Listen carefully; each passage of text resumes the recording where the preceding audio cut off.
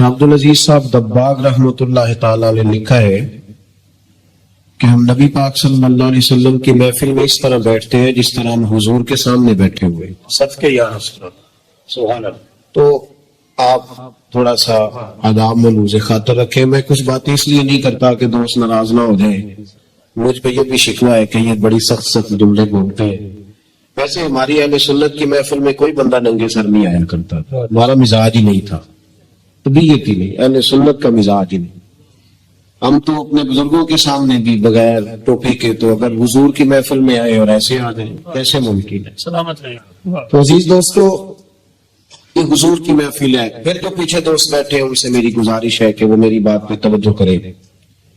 میں تھوڑے سے وقت میں آپ سے محض گفتگو رہوں گا چونکہ نعت خوانی کا سلسلہ ہے، آپ سن رہے ہیں، اور اللہ تبارک و تعالی ہمارے دلوں کو نعت خوانی کی طرف موڑ دے۔ یہ بات ہے، عزیز دوستو، قرآن مجید فرقان حمید کی جو آیہ کریمہ میں نے تلاوت کی، اللہ کریم نے فرمایا لَقَدْ جَاءَكُمْ رَسُولٌ مِّنْ أَنفُسِكُمْ، تحقیق میں نے تمہیں میں سے تمہاری طرف ایک رسول بھیجے،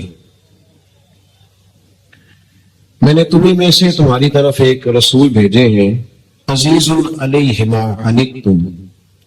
قرآن مجید کے ترجمے پہ غور فرمائے، فرمایا وہ رسول ایسے ہیں کہ تکلیف میں تم پڑتے ہو اور پریشانی میرے نبی کو ہوتی ہے۔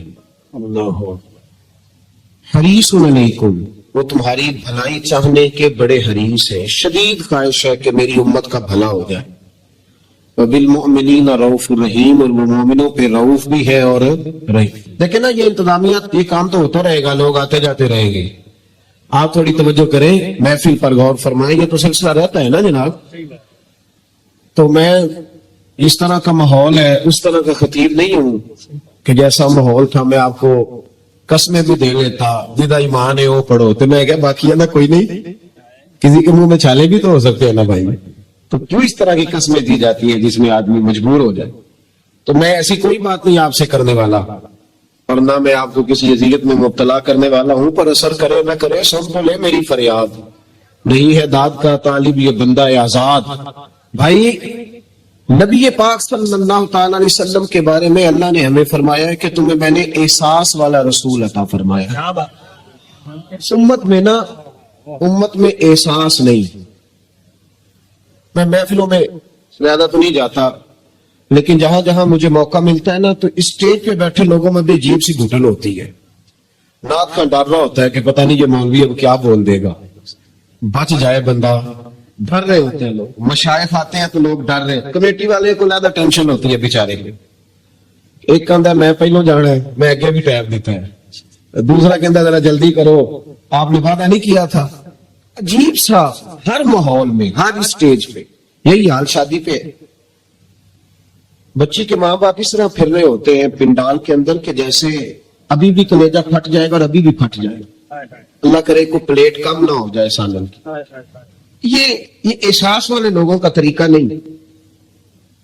ہمیں اللہ نے احساس والا رسول عطا فرمایا ہے۔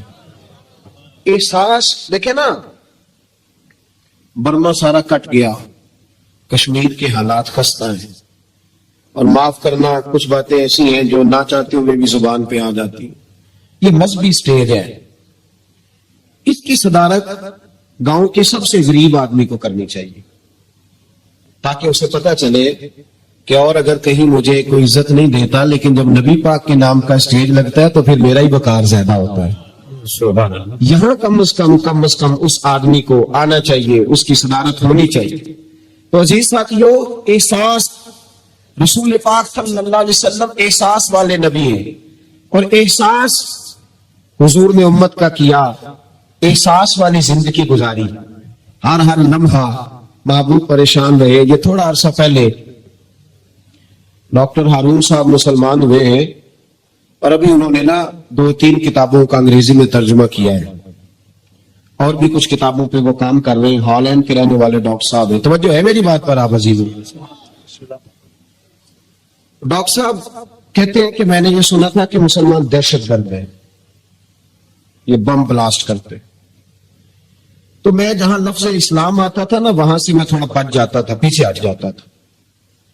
لیکن میرے مزاج کے اندر یہ بات شامل تھی کہ میرے اندر اللہ نے بڑا انسانیت کا جذبہ رکھا ہوا تھا. تو میں ایک تنظیم قائم کر رہا تھا. میرا خیال تھا کہ ایک ایسی جماعت بناؤں کہ جو پوری دنیا کے اندر اسلام، توجہ ہے میرے عزیزوں کی، کہتے میرا خیال تھا ایسی جماعت قائم کروں کہ جو پوری دنیا میں لوگوں کی خدمت کرے اور بغیر امتیاز کے کرے، اسلام والوں کی بھی اور غیر مسلموں کی. لیکن مجھے بڑا دھچکا رہتا تھا کہ مسلمان سخت گیر قوم ہے. میں نے بہت ساری جماعتوں کا منشور اور دستور منگایا اور میں نے کہا میں اپنی جماعت کا دستور لکھوں گا تو پہلے ذرا سارا میں مطالعہ کر لوں. ڈاکٹروں کا ٹیبل ہوتا ہے، اس کے اوپر نا شیشہ لگا ہوتا ہے، نیچے وہ جو چیز ضروری ہوتی ہے وہ رکھ لیتے. کہتے ایک مصر کے مولانا صاحب آئے ہوئے تھے ہالینڈ کے دورے پر، اچھی انگریزی جانتے تھے تو کسی وجہ سے علیم ہو گئے.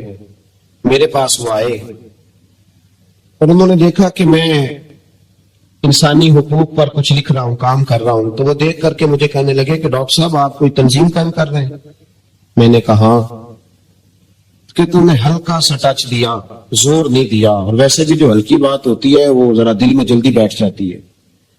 کہتے ہلکا سا ٹچ دیا. کہنے لگے اگر کبھی موقع ملے تو میرے نبی پاک کی بھی سیرت پڑھ کے دیکھیں. بس ہلکی سی بات، اور وہ جملہ چھوڑ گئے. اعلیٰ حضرت فاضل بریلوی علیہ رحمہ نے لکھا ضروری نہیں کہ تم جو کہہ رہے ہو وہ منوا کے اٹھو، لیکن میسج ضرور چھوڑ دیا کرو. جب انسان کے ذہن میں بات ہوتی ہے نا، یہاں سٹاک ہوتا ہے جب بات کا، تو جب وہ کام کرنے لگتا ہے تو ایک دفعہ وہ بات سامنے ضرور آتی ہے.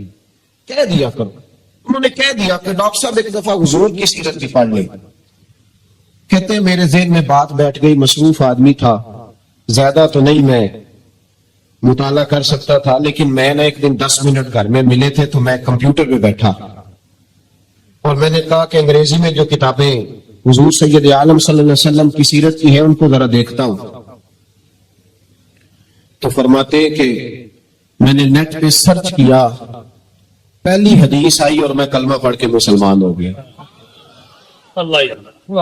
حدیث کہاں ہے؟ سبل الہدی والرشاد میں بھی ہے، کنز المال میں بھی ہے، مسند احمد میں بھی ہے، ابن اسحاق میں بھی ہے، ابن شام میں بھی ہے، اور شاید سیرت کی تمام کتابوں میں آپ کو روایت مل جائے.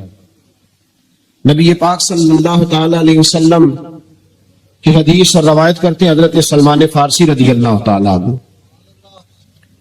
اور ساتھ ہیں سیدنا بلال حبشی رضی اللہ تعالی عنہ.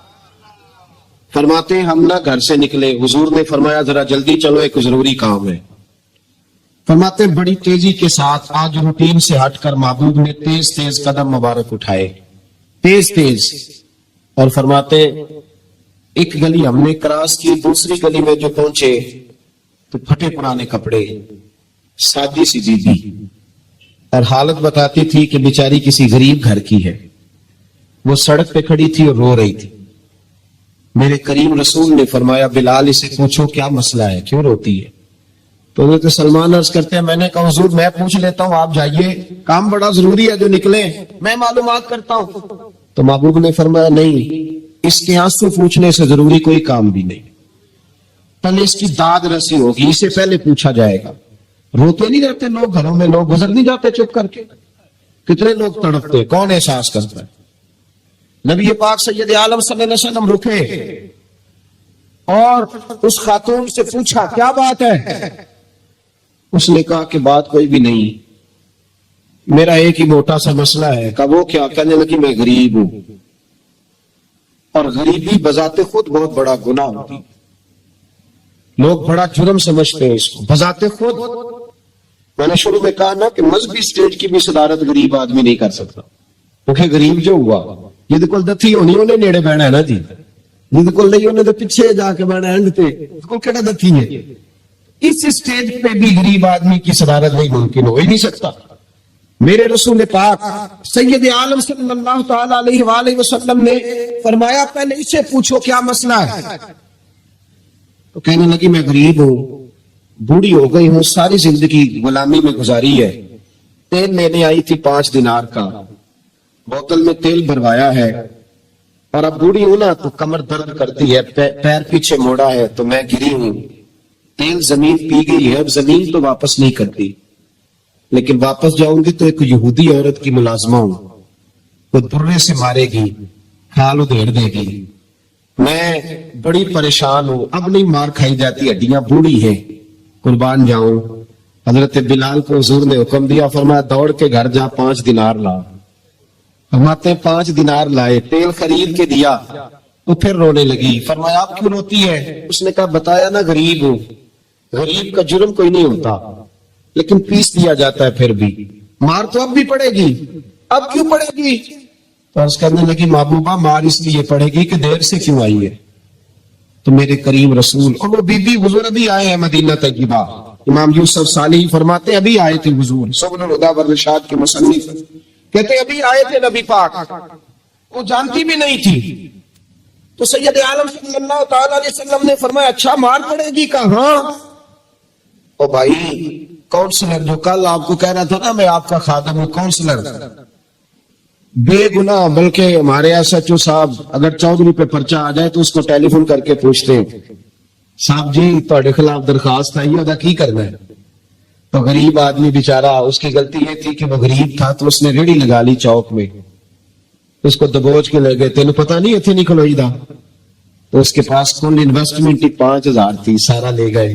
پھر وہ کونسلر صاحب کے پاس چلا گیا، سر میرے نال چلے آجے ذرا میں تھانے جانا، انہوں نے کہا گڈی کرائی ہے، پیسے ہیں نہیں ہمیں تھانے جائی دا ہے۔ اب وہ گاڑی لایا، پتہ نہیں کہاں سے لایا ہے، تھانے پہنچا ہے، اور یہ ہے ہمارا حال کہ وہ ایس ایچ او بھی بیٹھا ہے کرسی پہ اور کونسلر بھی کرسی پہ بیٹھا، اور وہ غریب پیروں میں بیٹھا ہے، اور ہاتھ باندھ کے کہہ رہا میری ریڑھی دے چھڈو، میری 4 تیاں نے، تو میں شامی کھانا کھڑنا ہے۔ کدھر گیا امت کا وہ ذوق؟ ساری زندگی نعتیں سننے والوں بتاؤ تو صحیح، نعت نے تاثیر کیا دی ہے روح؟ اگر ابھی بھی گھاڑی غریب کے پاس کھڑی نہیں ہوتی تو پھر کیا اثر ہوا ساری زندگی نعت سننے کا؟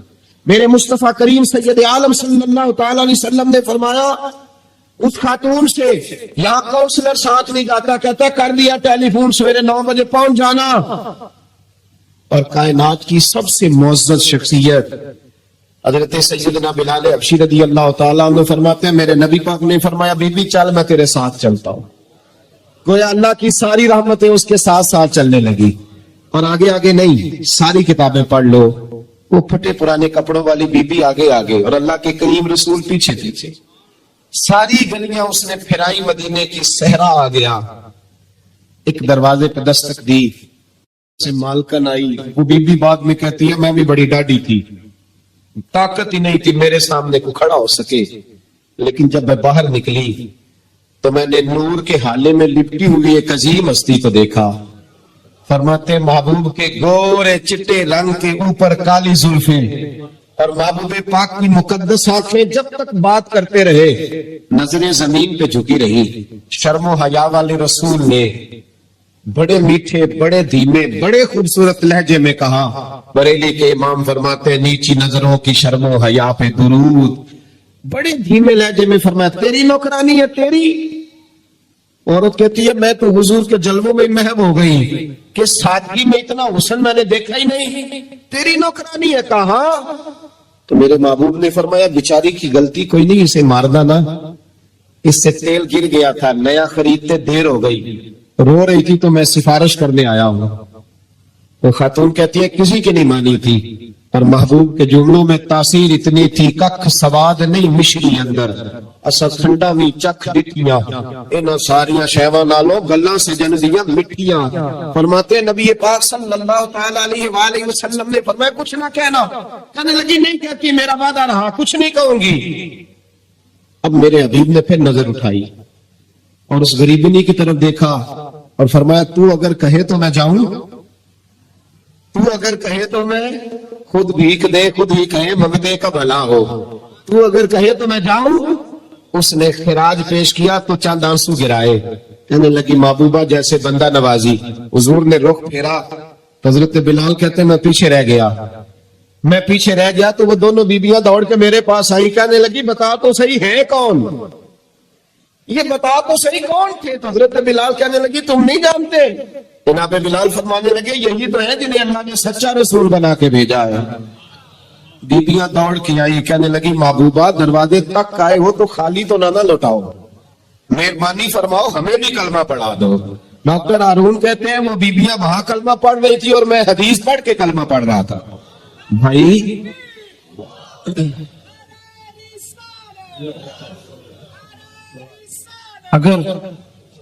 اگر دولت احساس ہے نا پھر تو زندہ ہے.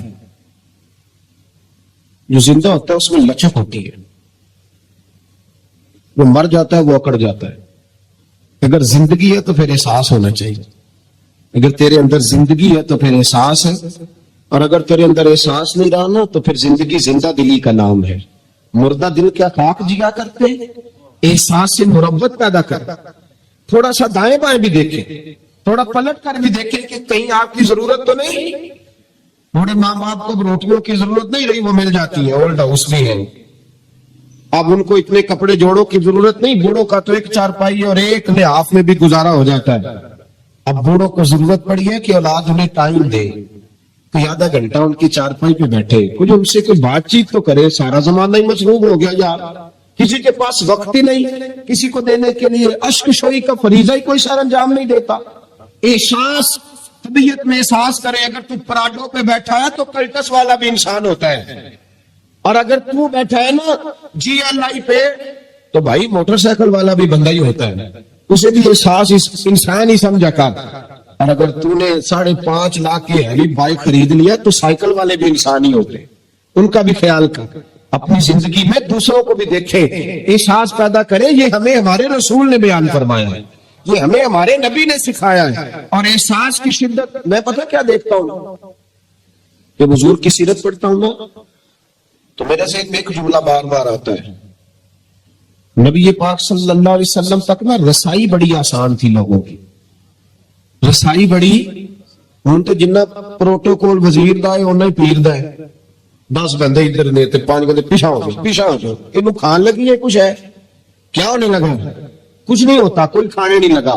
لوگ تبرک کے لیے اگر ہاتھ لگائیں گے تو مر جائے گا کوئی. نکلے ان چیزوں سے باہر. اگر آج ہم نے ٹائم نہیں دے رہا تو پیر صاحب کا وقت دے رہے ہیں, وہ بھی تگڑا آج بڑی کار آلا, اور میرے ورگے پیر صاحب اٹھ کے استقبال کرنے جاتے بھی تو میری خواب آیا سے تے ماڑا آجے تو پوچھتے لنگر کھادا ہی, لنگر کھا پھر تیرے ملاقات کرنے ہوتے. لنگر بھی 6 قسمہ کا پکتا ہے. جیب تماشا لگ گیا سے باہر نکلے, باہر آئے ان چیزوں سے, اور دیکھیں کتنے لوگ ہیں جو آپ کے تھوڑے سے آگے بڑھنے سے آپ کی, اور کئی غریب لوگ ہیں جن کو ہم نے ٹائم نہیں دیا تو عقیدہ بدل گئے, نظریہ بدل گئے. اگر آپ ٹائم دیتے, ان سے حسن سلوک کرتے.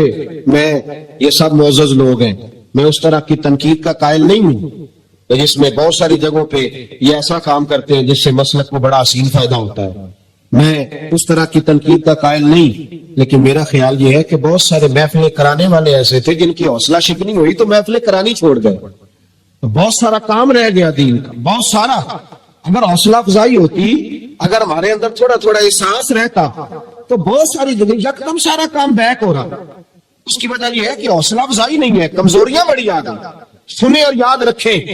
حضرت انس بن مالک رضی اللہ تعالیٰ عنہ فرماتے ہیں میں زندگی میں رویا کبھی نہیں تھا, کیونکہ میں جب حضور کی غلامی میں آیا تو بچہ تھا اور ابھی مجھے رونے کے طریقے نہیں آتے تھے. پر عاشق دا کام ہی رونا توڑا, تے بنا رویو نہیں منظوری. اے عاشق سدا ہی روندے رہندے پاویں وصل ہوئے تے پاویں دوری. بہرحال میں بات جلدی سمیٹ دوں گا, آ رہا ہوں سمیٹنے کی جانب. پیغام میں نے دے دیا, جو میں نے بات شروع میں کی تھی وہ آپ کی خدمت میں عرض کر دی میں نے. میرا میسج یہی تھا, سمجھیے. حضرت انس کہتے ہیں میں بچپن میرا تھا تو میں کبھی رویا نہیں تھا. توجہ ہے میری بات پر؟ فرماتے میں روتا نہیں تھا. بچے تو روتے نا, ٹافی نہ ملے, روٹی نہ ملے. لیکن آپ نسائی شریف اور طبرانی پڑھیے. حضرت انس کہتے ہیں میں چھوٹی عمر میں ایک دن رو پڑا. کس دن؟ فرماتے ہیں بدر کے قیدی آئے, اور کیونکہ صحابہ سے انہوں نے بڑا ظلم کیا تھا, بڑا مارا تھا قریش مکہ نے. ہم نے تو مار کھائی نہیں نا. حالانکہ دین کی سچائی یہ ہے, بخاری شریف میں میرے نبی پاک نے فرمایا جو مجھ سے سچا پیار کرے اس کی طرف مصیبتیں دوڑ کے آیا کرتی. یہ سچائی ہے دین کی, اور صحیح بخاری میں متواتر درجے کی حدیث ہے. حضرت انس بن مالک فرماتے میں رویا نہیں تھا, اور بڑا ستایا تھا مکے والوں نے. تو آج قیدی ہو کے جب لائے گئے نا تو نبی پاک صلی اللہ علیہ وسلم کے غلاموں نے ذرا زور زور سے رسیاں باندھی. حضرت بلال بھی کہتے ذرا زور سے باندھو, انہیں بڑا ستایا تھا انہوں نے. محبوب پاک اپنی خوابگاہ میں چلے گئے آرام کرنے.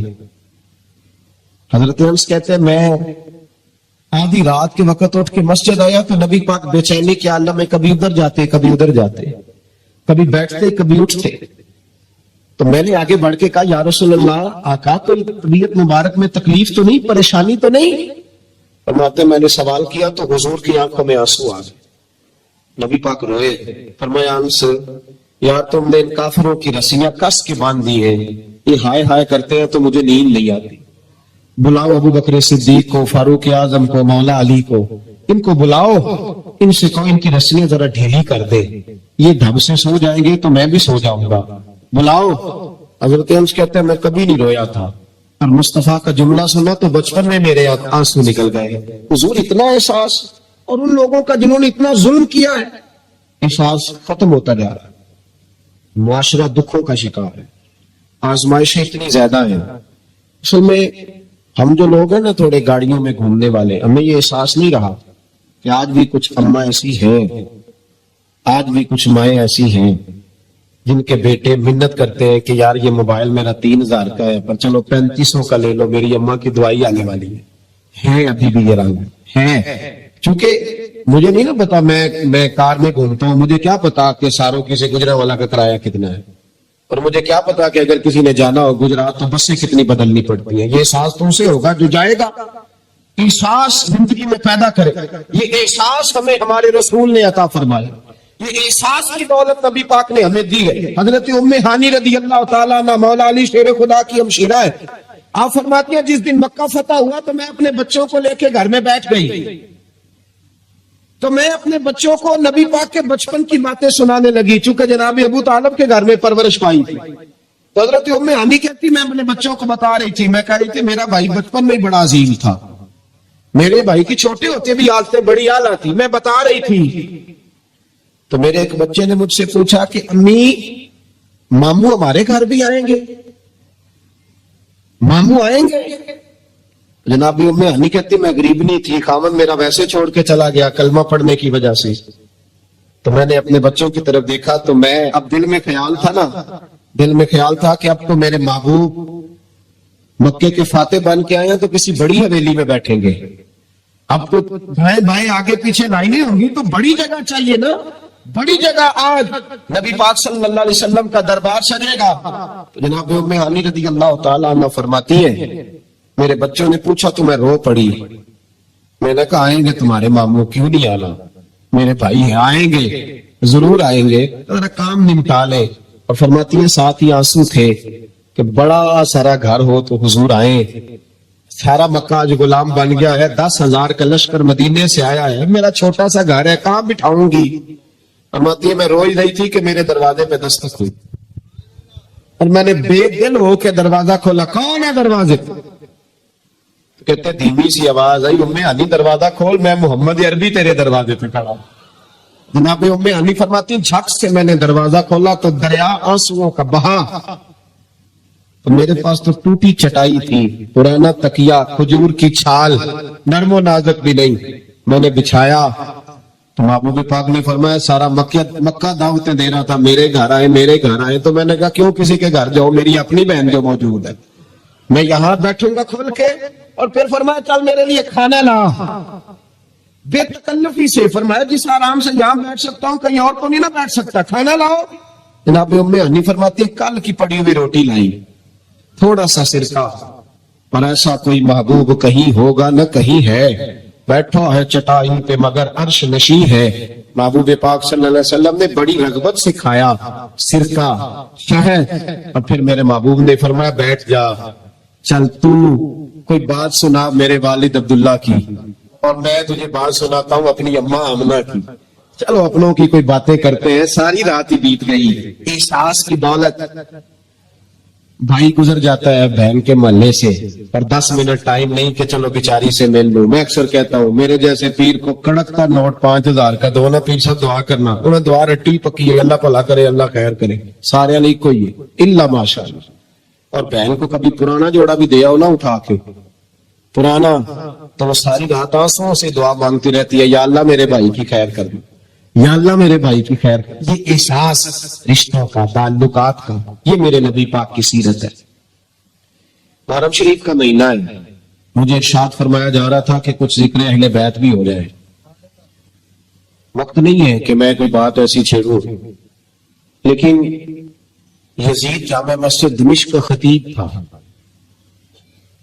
جمعہ پڑھاتا تھا. تو جو ہے میری بات پر، یزید خطیب تھا، پگڑی باندھتا تھا، جمعے پڑھاتا تھا. کیوں نکلے امام حسین اس کے خلاف؟ شاہ عبد العزیز محدث دہلوی کو پڑھ لیں، البدایہ پڑھ لیں، ابن اسیر پڑھ لیں، تبری پڑھ لیں، ابن کثیر، کوئی سی بھی کتاب تاریخ کی جو معتبر کتاب ہے. مدینے سے کربلا تک اور کربلا سے بیضا تک اور مقام بیضا تھے جناب سیدنا امام حسین کی شہادت تک، جہاں بھی امام حسین نے خطبہ دیا ہے آپ نے فرمایا یزید چونکہ شرابی ہے، چونکہ مجرے دیکھتا ہے، چونکہ اللہ کے حلال کو حرام اور حرام کو حلال کہتا ہے، لہذا مسلمانوں کا حکمران بن سکتا. اور شاہ عبد العزیز صاحب نے لکھا ہے کہ ایک دفعہ حضرت امیر معاویہ رضی اللہ تعالیٰ عنہ کے زمانے میں وہ مدینے کے مضافات میں کسی گاؤں میں آیا تھا، تو امام حسین نے اپنی آنکھوں سے اسے شراب پیتے دیکھا تھا. تو امام حسین نے فرمایا شرابی اور مجرے دیکھنے والا یہ حکمران بن سکتا؟ ہمارے حکمران پتہ ہے کس طرح کا پاکستان چاہتے ہیں؟ جس طرح کا دبئی میں ہے. شیخ زید اسلامک سینٹر میں جاؤ، سونی مسجد، بہترین اے سی، کھجوریں بھی، پانی بھی، مشروب بھی سارے پیو، پر 3 کلومیٹر پہ کلب بھی بنا ہوا ہے. یہ والا اسلام یزید چاہتا تھا. کہتا سی تہاڈی نماز تو نہیں ڈک دے، تانوں سونی مسجد پا کے دینے ہیں، تو جی ساڈی شراب نہ ڈکیا گیا. امام حسین نے فرمایا یہ میرے نانا کا دین ہے، اس میں گڑبڑ ہو سکتی. اللہ کہتے ہیں وَلَا تَلْبِسُوا الْحَقَّ بِالْبَاطِلِ وَتَكْتُمُوا الْحَقَّ وَأَنْتُمْ تَعْلَمُونَ. نہ حق کو باطل میں ملاؤ گے نہ حق چھپاؤ گے، اس میں تمہیں حق اور باطل کو ایک کرنے کی بھی اجازت. سنو بھائی، امام حسین شرابی کے خلاف اٹھے، زانی، بدکار اور مجرے دیکھنے والوں کے خلاف اٹھے. دنیا دھوکہ کھا جاتی ہے، کھا جائے کوئی عرض نہیں، کھا جاتی ہے دھوکہ. وہ بدل بدل کے آؤ، رب کریم کو کیسے دھوکہ دو گے؟ اگر بہت بڑے شرابی اور بدکار کے نیچے چھوٹی فوٹو تیری میری بھی لگی ہوئی ہے نا، تو 10 محرم کو دیکھ پکانے کا کوئی مطلب نہیں. اور اگر تیرے میرے موبائل میں بھی گند ہے، مجرے ہیں، تماشے، تو پھر کوئی معنی نہیں ٹھنڈے پانی کی سبیل لگانے کا، کوئی مطلب نہیں دودھ لگانے کا. امام حسین کو تیرے دودھ کی ضرورت نہیں، سنبھال کے رکھ. تیرا اگر سوچے تیری یزید کے پیچھے چلتی ہے، کیا مطلب ہوا پھر؟ یہ کوئی رسم ہے؟ دوستی قاتل سے بھی، مقتول سے یارانہ بھی؟ یہ کیسا طرز زندگی ہے؟ دو رنگی چھوڑ کے یک رنگ ہو جا، سراسر موم ہو جا یا سنگ ہو جا. امام علی مقام اٹھے ہو ملت کے جوانوں. جب تم مجرے دیکھتے ہو نا تو امام علی اکبر رضی اللہ تعالیٰ عنہ کے مزار پہ پھر سے گردش تاری ہوتی ہے. جب تم شرابیں پیتے ہو تو حضرت علی اصغر کے مزار کو جنبش ہوتی ہے. اور جب تم رات کو مجرے دیکھ کے سوتے ہو تو حضرت عباس کے بازو میں پھر سے درد ہوتی ہے. یزید کو سپورٹ کرنا چھوڑ دو، ہم سے نہ رقم ہوں گے قصیدے یزید کے، ہم لوگ تو حسین کے سیرت نگار ہیں. انقلاب برپا. اور یاد رکھو نیکی والی زندگی آسان ہوتی ہے، اس کا ضمیر مطمئن نہیں ہوتا، اس کی رات ٹھنڈی نیند نہیں آتی اسے. جتنا مرضی بن سور کے رہو، پاگلوں جیسی زندگی لوگ گزار رہے ہیں، پتہ نہیں کیا کچھ کہتے رہتے ہیں، اپنے آپ کو جھوٹی تسلیوں سے مطمئن کرتے ہیں. نہ ایسا تقوی کی زندگی ٹھنڈک والی زندگی ہے، تقوی کی زندگی. امام علی مقام رضی اللہ تعالیٰ عنہ کے پیغام کو سمجھو، حق کے لیے کھڑے ہو جاؤ. 2 گزارشات ہیں آج کی اس گفتگو میں. ایک تو احساس والی زندگی گزارے، بے حس. یہاں نہ جلوس نکل رہے تھے برما کے حق میں، تو لوگ کہہ رہے تھے پہلے اپنے بچے تو سنبھال لو. یہ ظلم ہے. ہمیں احساس ہی نہیں کہ ہم کیا کہہ گئے. نبی پاک نے فرمایا میری امت ایک جسم کی طرح ہے، ایک حصے کو بھی تکلیف ہوگی تو ساری تڑپے گی. اور یہاں کتنے لوگ کٹ گئے اور لوگ کہنے لگے اپنی تو فکر کر لو. یہ مجرمانہ سوچ ہے، یہ وہ سوچ ہے جو گدلا کر گئی ہے ہمارے مزاج کو. باہر آئے میرے عزیز، سمجھے اپنے آپ کو، ہم باشعور لوگ ہیں، پتہ ہمیں سارا ہے. جان بوجھ کے پٹیاں باندھ کے پھر رہے ہیں، تھوڑا وقت ہے، گزر جانا ہے ہم لوگوں نے. لیکن احساس کی دولت ہوگی تو بہت سارے لوگ ہیں جو رو رو کے دعا مانگیں گے. ہے دل کے لیے موت یہ مشینوں کی حکومت. اقبال بڑا عرصہ پہلے کہہ گئے, کہنے لگے دل کے لیے موت ہے مشینوں کی حکومت, احساس مربت کو کچل دیتے ہیں آلات. چیزوں کا جتنا اچھا استعمال ہے اتنا کرو, اس سے زیادہ نہ کرو. اب تو گند گھروں تک آ گیا, اب تو مجرے بے حیائیاں فحاشیاں جیبوں کے اندر چلی گئی ہیں. میں رات بڑی دور تھا تو میں کہہ رہا تھا, وہاں فکر حسین کانفرنس تھی, تو میں کہہ رہا تھا امام حسین کا دن منانے والوں, یزید تو جمعے میں خطبہ دیا کرتا تھا. ہمارے حکمران تو سورت اخلاص اور سورت کوثر نہیں پڑھ سکتے, وہ تو جمعے کی جماعت کراتا تھا. کیوں نکلا امام حسین اس کے خلاف؟ امام حسین کے سارے خطبے پڑھ کے دیکھ لیں. امام حسین فرمایا کرتے تھے تار کے نماز ہے, شرابی ہے اور رنڈیوں کا ناچ دیکھتا ہے, جس میں یہ چیزیں پائی جائیں وہ مسلمانوں کا حکمران نہیں ہو سکتا. تو امام حسین نے تو فحاشی اور یعنی شراب کے خلاف اپنا 6 مہینے کے لیے اصغر سے لے کر 18 سال کے بیٹے شہید کرا دیے. اور میرے موبائل میں سارا گند بھرا ہوتا ہے, پھر بھی میں 10 محرم پہ 4 دیگیں اتار لیتا ہوں.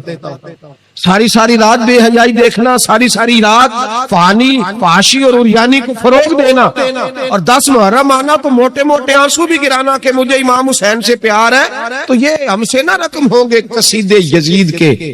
ہم لوگ تو حسین کے سیرت نگار ہیں. دو رنگی چھوڑ کے یک رنگ ہو جا, سراسر موم ہو جا یا پھر سنگ ہو جا.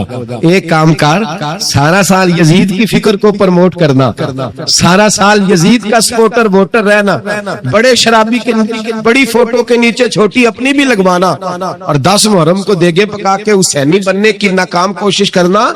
تو بھئی عام لوگوں کو تو دھوکہ دیا جا سکتا ہے, مصطفیٰ کریم کی آل کو نہیں دیا جا سکتا, ان کو نہیں دھوکے دیے جا سکتے. تو میرے عزیزوں, ضمیر کی زندگی, باطن کی زندگی, وہ جو احساس پیدا ہوتا تھا کسی کو تھپڑ مار کے, وہ جو احساس حضرت محمد بن ابو بکر رضی اللہ تعالیٰ عنہ فرماتے ہیں, اس کو صاحب سبل الہدی والرشاد امام یوسف صالحی نے نقل فرمایا. کہتے ہیں کہ میں حضور کے ساتھ ایک جنگ پہ گیا تو واپس ہم آ رہے تھے, تو اس جنگ میں بڑی فتح ہوئی. 5واں حصہ مال غنیمت کا ہم نے سرکار کی بارگاہ میں نذرانہ پیش کیا تو 80 اونٹ حضور کے حصے میں بھی آئے, اتنا نفع ملا. واپس آ رہے تھے تو ایک جگہ شام کا وقت ہو گیا, کچھ علاقہ اچھا ملا, تو حضور نے فرمایا سفر آگے نہ کرو, یہیں پڑاؤ کر لو, پتہ نہیں آگے جا کے کوئی ایسی اچھی جگہ میسر آئے نہ آئے. حالانکہ حضور سارا کچھ جانتے ہیں, پر تعلیم امت کے لیے فرمایا یہی. کہتے خیمے لگ گئے, رک گئے, ایک ایک خیمے میں 2-2 4-4 آدمی. فرماتے میرے خیمے میں حضرت محمد بن ابو بکر جناب ابو بکر کے صاحبزادے, میرے خیمے میں جو صحابی تھے نا وہ بڑے موٹے تازے تھے, بڑے وجود ان کا, بسطۃ فی العلم والجسم, موٹے تگڑے. مغرب کی نماز پڑھنے ہم حضور علیہ الصلوۃ والسلام کی بارگاہ عالی مرتبت میں حاضر ہوئے, حضور کے پیچھے نماز پڑھی اقتداء میں. کہتے نماز مکمل کر کے نا تو صحابی کا دل کیا میں دست بوسی کروں. اس زمانے میں لوگ لکڑی کے جوتے پہنتے تھے, کھڑاؤں کہا جاتا تھا. حضور کے قدمین شریفین پر نالین مقدس نہیں تھے, اور حضور کا وجود نا بڑا نازک تھا. صحابہ کہتے ہیں جب دستے مبارک میں ہاتھ ملاتے تھے تو حضور کا دستے مبارک کستوری سے زیادہ خوشبو والا ہوتا تھا اور برف سے زیادہ ٹھنڈا ہوتا تھا. تو فرماتے ہیں حضور کی بارگاہ میں نا نماز کے بعد جب صحابہ بکھرے تو وہ بھی آگے بڑھے سلام. یہ کچھ لوگ آتے ہیں سلام لینے, مجھے بڑی تکلیف ہوتی ہے جب دھکے لگتے ہیں نا, تو میں کہتا ہوں یار نہ آیا کرو, ہم کون سا کوئی اتنے اعزاز والے لوگ, پھر دھکے لگ. اور کچھ اتنی محبت سے سلام لیتے ہیں, اتنی محبت سے سلام لیتے ہیں کہ کئی دفعہ جوڑ ہل جاتے ہیں, اتنا زبردست سلام لیتے ہیں.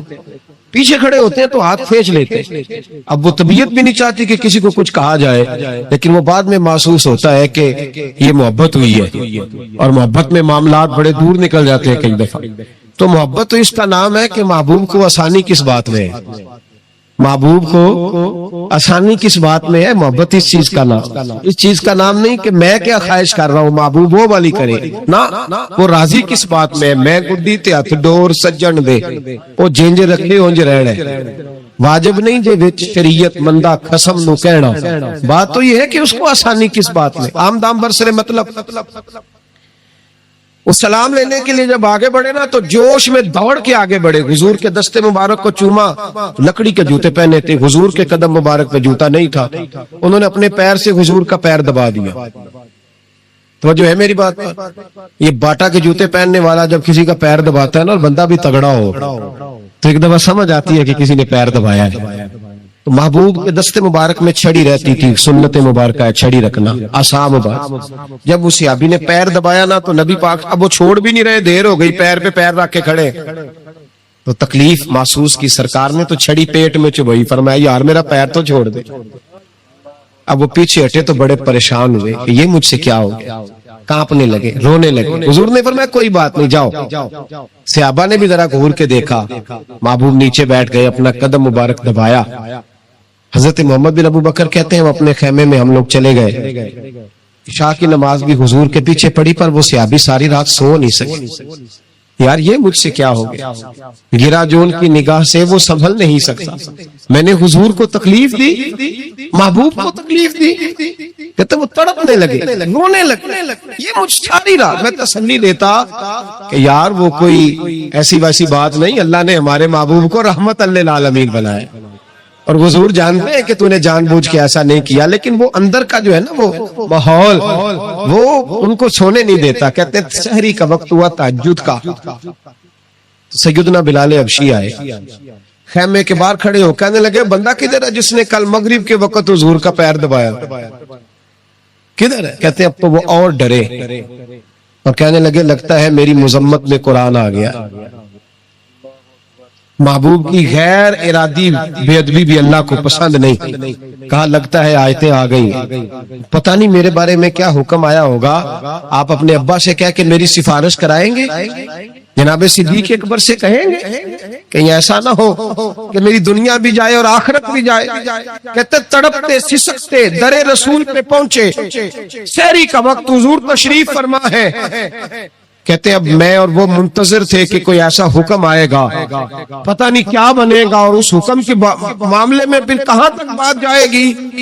قربان جائے جب حضور کے سامنے کھڑے ہوئے تو سارا کچھ جاننے والے محبوب نے اپنی امت کی تعلیم کے لیے فرمایا بھائی عشاء کے بعد ہی تجھے بلانے کا ارادہ ہوا تھا، پھر خیال آیا کہ تو کہیں سویا ہوگا، شہری میں لوگ اٹھ جاتے ہیں تہجد کے لیے، اس لیے تجھے بلایا ہے.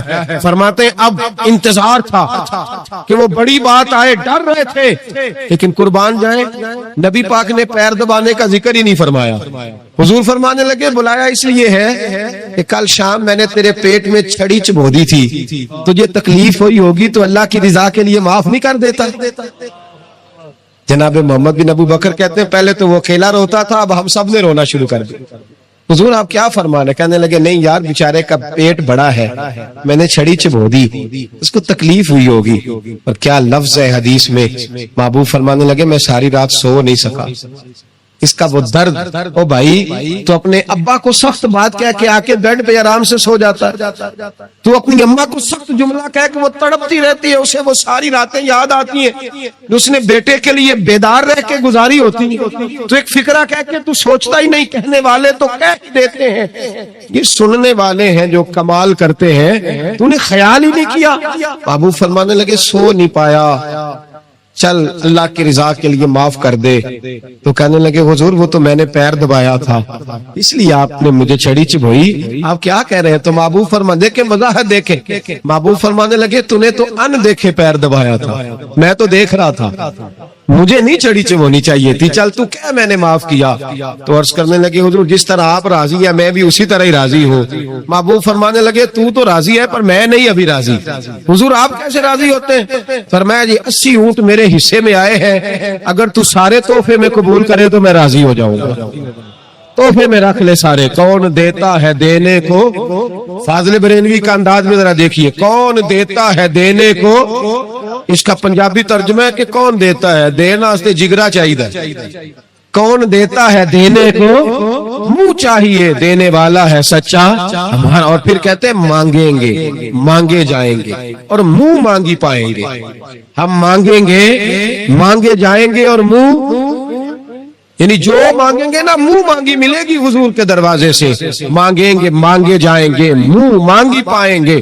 سرکار میں نہ لا ہے نہ حاجت اگر کی ہے، تو حضور نے فرمایا 80 اونٹ رکھ لے میں راضی ہو جاؤں گا۔ کہتے جب حضور نے کہا راضی تب ہوں گا، شرط لگائی تو 80 اونٹ وصول کیے انہوں نے۔ کہتے واپس خیمے میں آ رہے تھے تو میں اس کو دیکھ کے مسکرا رہا تھا، میں نے کہا اپنے نصیبوں پہ ناز کر، اللہ نے کیسا رسول عطا فرمایا ہے، پیر بھی تو نے دبایا ہے، معذرت بھی بظاہر محبوب علیہ السلام نے کی ہے، اور 80 اونٹ بھی تجھے تحفے میں مل گئے۔ یہ رنگ اگر ملتا ہے تو محمد عربی کے دروازے سے ملتا ہے۔ تو میرے نبی کریم، اللہ آپ کو جزا۔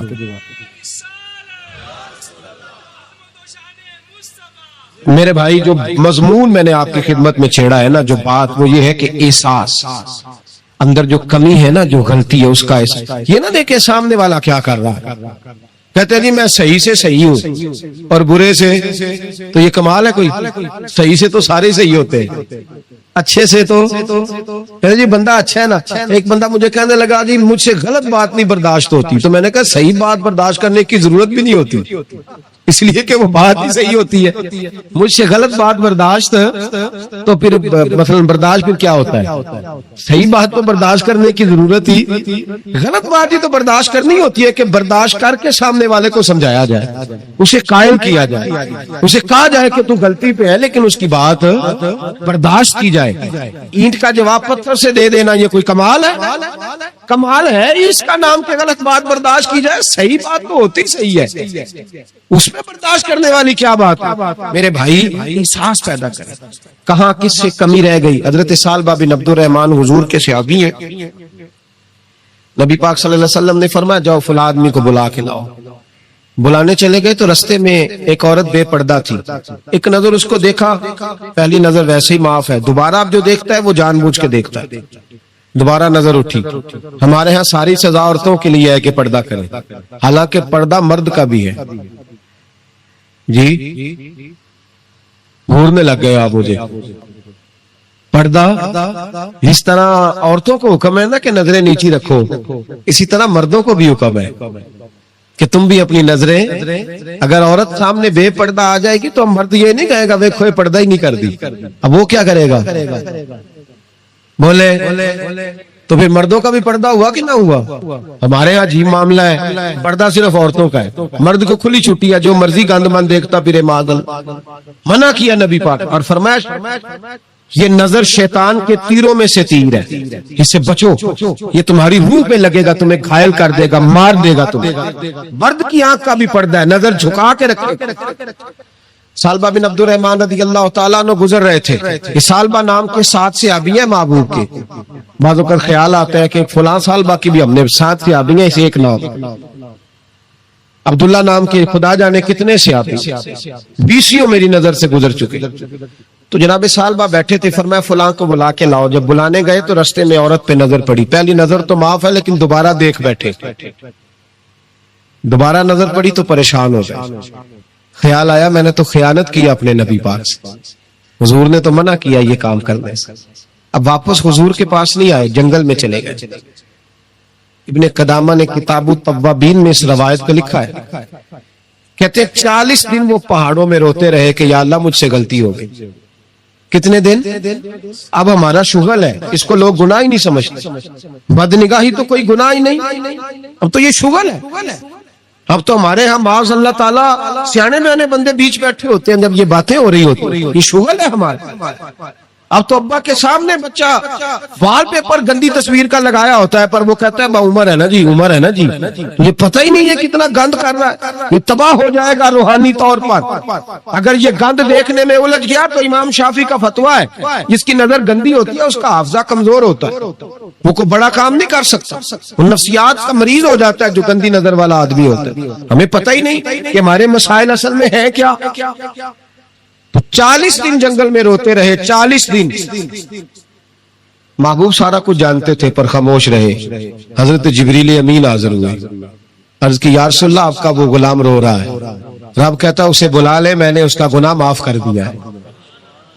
تو نبی پاک صلی اللہ علیہ وسلم نے حضرت مولا علی شیر خدا اور جناب سلمان فارسی کو بھیجا، فرمایا فلاں جگہ ہے لے آؤ۔ کہتے جب ہم گئے تو دو پہاڑوں کے درمیان جناب سالبہ تڑپ کے رو رہے، ہمیں دیکھ کے اور روئے، کہنے لگے علی میرے بارے میں کوئی آیت تو نہیں نازل ہو گئی؟ تو کہا نہیں، چل حضور نے بلایا ہے۔ کہا اچھا حضور کہتے کیا تھے، فرماتے کیا تھے؟ کہا پتہ نہیں لیکن بلایا ہے۔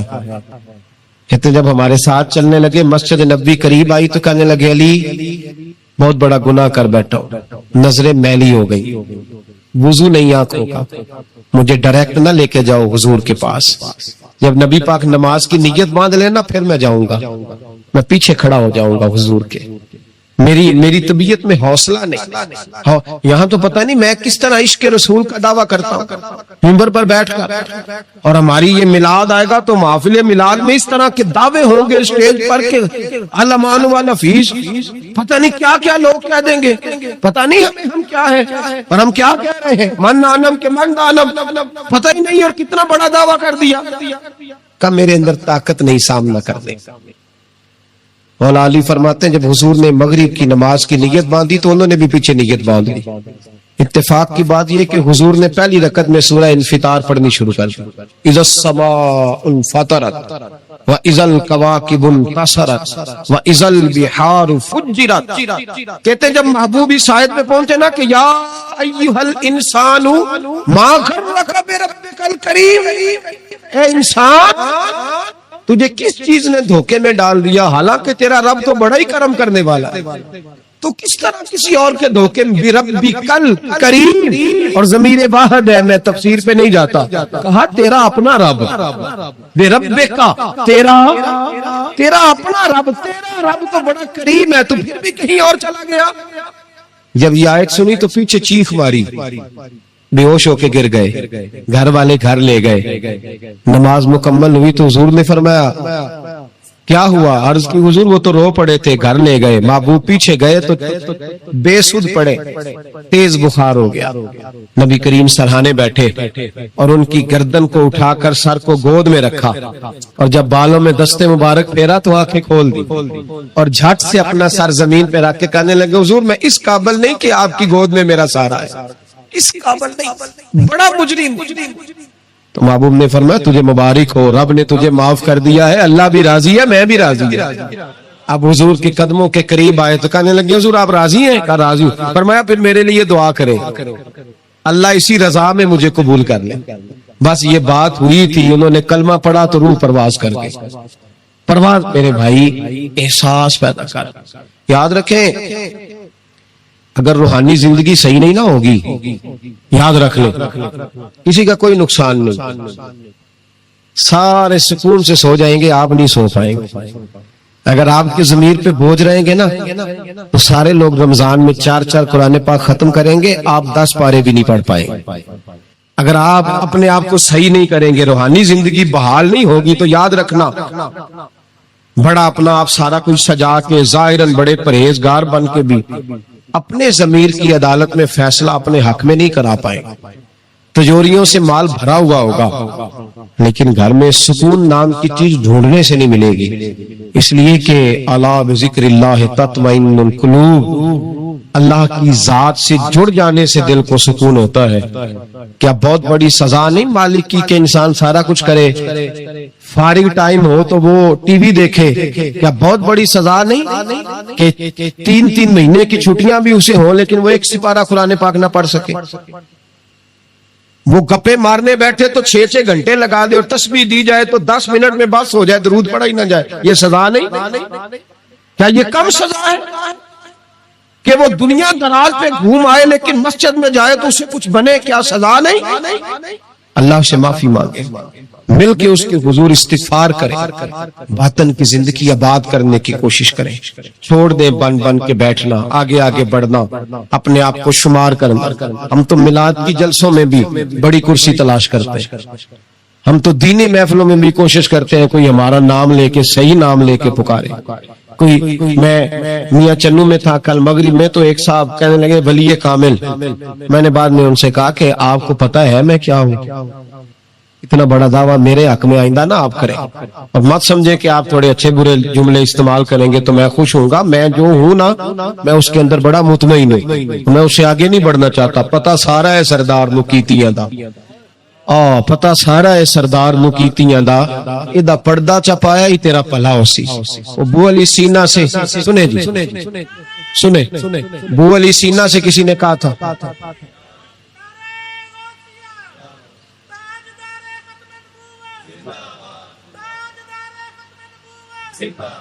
اب ان کی اس بات پر اور اس عمل پر ایک شعر سن لے میاں محمد بخش صاحب کا. میاں صاحب کہا کرتے تھے جتن جتن ہر کوئی کھیڑے تو ہارن کھیڑ فقیرہ. جتن جتن یہ تو ساری دنیا کرتی ہے نا کہ میں جیتنے جا رہا ہوں. کہتے ہیں جتن جتن ہر کوئی کھیڑے، جتن جتن ہر کوئی کھیڑے تو ہارن کھیڑ فقیرہ. جتن دا مل کوڈی پہندہ ہی ہارن دا مل ہیرا. جتن دا مول کوڈی. ابو علی سینہ سے کسی نے کہا کہ کیا محسوس کرتے ہو آج کل کچھ حالات بہتر ہے؟ تو ابو علی سینہ چونکہ حضرت ابو الحسن خرقانی کے مرید تھے، ہاں سائنسدان ہونے کے ساتھ ساتھ صوفی تھے، درویش تھے. تو ابو علی سینہ کہنے لگے کیا کہتے ہو، حالات کس طرح کے؟ کہنے لگے مجھے اپنے گناہوں کا پتہ ہے، اتنے بڑے گناہوں کے باوجود میری پردہ دری نہیں ہو رہی، یہ تھوڑا ہی نام ہے اللہ تعالیٰ کا، اور اسی زمین پر اس کی نافرمانی کرتا ہوں، اس نے رہنے کے لیے جگہ دی ہوئی ہے، تھوڑا احسان ہے اس کا. میں صبح سے شام تک کتنی نافرمانیاں کرتا ہوں پھر بھی پیٹ بھر کے روٹی دیتا ہے، یہ تھوڑا احسان ہے. تو کہہ رہے آگے بڑھا ہے کہ نہیں؟ یہ بڑی بات ہے کہ اس نے زمین پہ رکھا. اعلیٰ حضرت فاضل بریلوی کے والد مولانا نقی علی خان صاحب رحمت اللہ تعالی علیہ، امام المتکلمین، ان کے حالات میں لکھا ہے ایک آدمی کو آپ نے نا جگہ دی کو 10 مرلے آپ کا پلاٹ تھا یا 5 مرلے کا، اس نے کہا حضور کچھ دنوں کے لیے چاہیے، تو آپ نے وہ جگہ ان کو دے دی. جیسے محلے دار دوست کو شادی بھی آئی اور 10-15 دن کے بعد چابی مانگی، انہوں نے دے دی تو کچھ درخت انہوں نے کاٹ لیے، کچھ اپنی مرضی کی ترمیم کر لی. مولانا نقی علی خان صاحب رحمت اللہ علیہ ناراض ہو گئے، فرمانے لگے میری زمین تھی، مجھ سے پوچھ تو لیتے کوئی تبدیلی کرنی، تم پتہ نہیں میری مرضی کے خلاف تم نے میرے پلاٹ پر یہ کیوں تبدیلی کی؟ یہ اس آدمی کو کہہ کے نا تو 2 منٹ گزرے تو چیخ مار کے رو پڑے. کہنے لگا حضور کیا ہوا؟ فرمانے لگے سوچتا ہوں میری 10 مرلے کی زمین پر میں نے تمہیں اپنی مرضی نہیں کرنے دی، اور میں روز اللہ کی زمین پر اپنی مرضی کرتا ہوں. روز رب کو یہ خیال آ گیا، فرمانے لگے جاؤ بھائی جاؤ، مجھ سے غلطی ہو گئی، جاؤ. یہ سوچ جب پیدا ہوتی ہے پھر بندہ روز نکھرتا ہے، پھر روز وہ غسل کرتا ہے باطن کا، پھر روز ہر جگہ سے اسے نیا سے نیا سبق ملتا ہے. بڑا بندہ وہ نہیں ہوتا جو 20-30 کاریں لے کے چلتا ہے، بڑا وہ ہوتا ہے جو کسی اور کو بڑا سمجھتا ہے، جو اپنے آپ کو چھوٹا سمجھتا ہے. میرے نبی پاک فرماتے ہیں اللہ اسے بڑائیاں عطا فرما دے.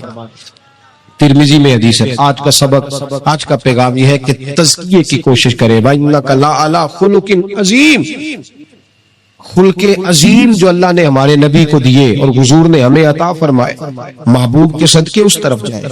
کردار میں اعلیٰ پن پیدا کر. الذی خلق الموت والحیات لیبلوکم ایکم احسن عملا.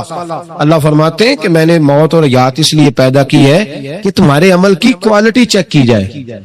انڈسٹری میں جب مال بنتا ہے نا تو اس کی کوالٹی چیک کی جاتی ہے، یہ عام ہے، یہ خام ہے، یہ وی آئی پی ہے، یہ وی آئی پی ہے. فرمایا الذی خلق الموت والحیات لیبلوکم ایکم احسن عملا. موت اور حیات کوالٹی دیکھنے کے لیے پیدا کی ہے کہ تم میں احسن عمل کون کرتا ہے، اچھا عمل دیکھے کس کا ہے. باقی اپنے آپ کو بنانے سنوارنے سے تھوڑا تھوڑا بچیں، ایک قدم تھوڑا پیچھے ہٹے اپنی ذات کے لیے، تو انشاءاللہ روحانیت کے لیے 11 قدم آپ کے آگے جائیں گے. دعا کرتا ہوں جو کچھ میں نے کہا اللہ اسے قبول فرمائے، اور جہاں ہم بھول گئے مالک ہم سے درگزر فرمائے. آمین. ہمیشہ مدحت خیر الانام میں گزرے. دعا ہے یہ عمر درود و سلام میں گزرے. آخر دعا کریں. اللہم صلی علی محمد معدن الجود والکرم وعلیہ وبارک وسلم. اللہ کریم ہماری اس حاضری کو قبول فرما، ہمارے گناہوں کو معاف فرما، ہماری غلطیوں سے درگزر فرما.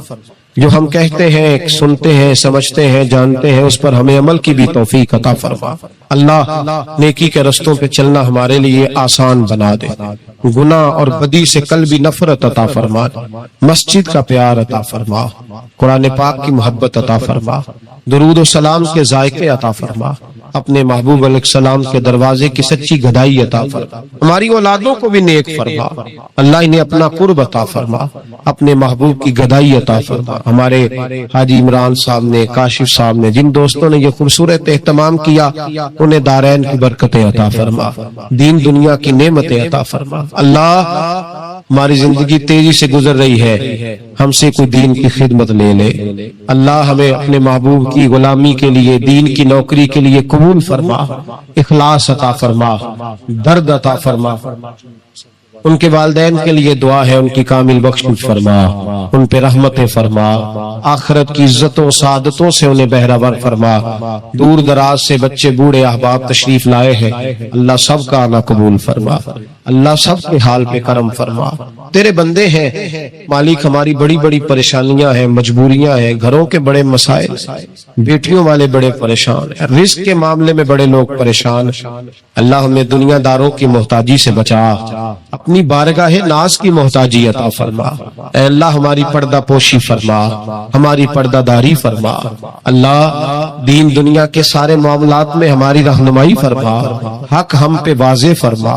اے اللہ ہمیں غلط فیصلوں سے محفوظ فرما، عالم اسلام کے حق میں رحمت والے فیصلے فرما۔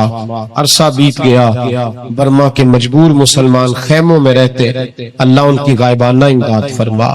کشمیر اور فلسطین کے مظلوموں کو سالوں بیتنے کے ہیں، اے اللہ ان کی مدد فرما۔ پاکستان کو اسلام کا قلعہ بنا، زندگی تقوی کے نور والی عطا فرما، موت کلمہ اسلام سے نصیب فرما۔ اللہم رب اغفر وارحم وانت خیر الراحمین، ربنا اغفر لی ولوالدی وللمؤمنین یوم یقوم الحساب، وصلی اللہ تعالی علی حبیبہ سیدنا و مولانا محمد۔